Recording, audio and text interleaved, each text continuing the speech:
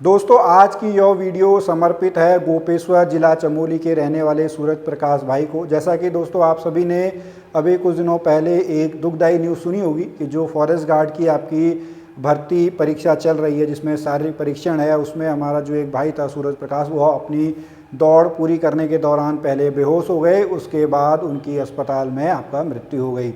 तो दोस्तों जैसा कि हमने अपने मुहावरों में भी पढ़ा हुआ है जान की बाजी लगाना, तो सूरज प्रकाश भाई ने बिल्कुल अपने सरकारी नौकरी के सपने के लिए जान की बाजी लगा दी। उनके इस जज्बे को सलाम, और हम सभी दुआ करेंगे कि भगवान उनकी आत्मा को शांति दे। साथ में ही उन भाइयों के जज्बे को भी सलाम जिन्होंने इस भाई का जो परीक्षण है उसको पूरा कराया। जैसा कि आपने न्यूज़ में देखा होगा कि अपनी दौड़ पूरा करने के 300-400 मीटर पहले ही जो सूरज प्रकाश हैं वो बेहोश हो गए थे, वो बिल्कुल ज़मीन पर गिर पड़े थे। तो कुछ भाइयों ने उनकी जो शारीरिक परीक्षण है वह पूरा करवाया। उन भाइयों के जज्बे को भी सलाम। लेकिन दोस्तों आज की जो यह वीडियो है यह इससे थोड़ा सा और आगे बढ़ के है। यह वीडियो उन लोगों के लिए है जो असफलता का सामना करते हैं और अपने जीवन से हार मान बैठते हैं। दोस्तों आपने भी बहुत सारी न्यूज़ सुनी होंगी कि अगर किसी का कोई सपना पूरा नहीं होता है, गोल पूरा नहीं होता है, तो वह अपने साथ इसी तरीके की जो आपका घटनाएं हैं उनके साथ घटित हो जाती हैं। कुछ तो आत्महत्या कर बैठते हैं।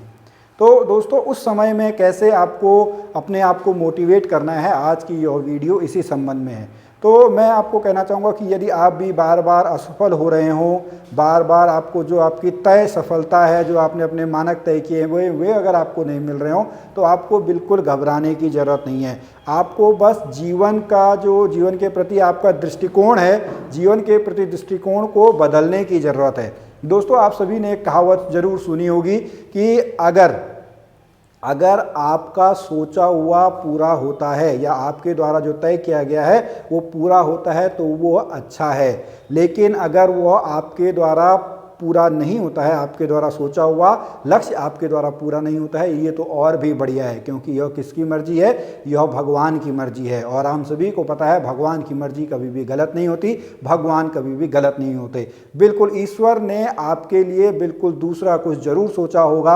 अगर आप एक रास्ता आपके लिए बंद होता है तो कहते हैं आपके लिए बहुत सारे रास्ते खुल जाते हैं, लेकिन आपको अपने आप को मोटिवेट करना होगा। साथ में मैं कहना चाहूँगा कि आपको जो अपने लिए थोड़ा सा भावात्मक रूप से, मेंटल रूप से आपको अपने लिए टाइम देना होगा, क्योंकि जो टाइम है ना, वो टाइम इन सभी जो दुख हैं, इन सभी दुखों को आपका क्या कर देता है?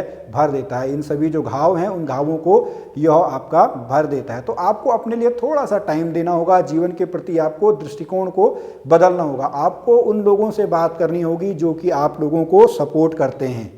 आप हमेशा उनसे बात करते रहिए। यदि आपके मन में इस तरीके की कोई भी आपके ख्याल आते हैं या इस तरीके की कुछ भी आपके मन में आता है कि नहीं जी अब मैं अपने जीवन को समाप्त कर देता हूँ, मैं अब पूरा नहीं कर सकता, तो आपको उन सपोर्टिव लोगों से बात ज़रूर करनी चाहिए।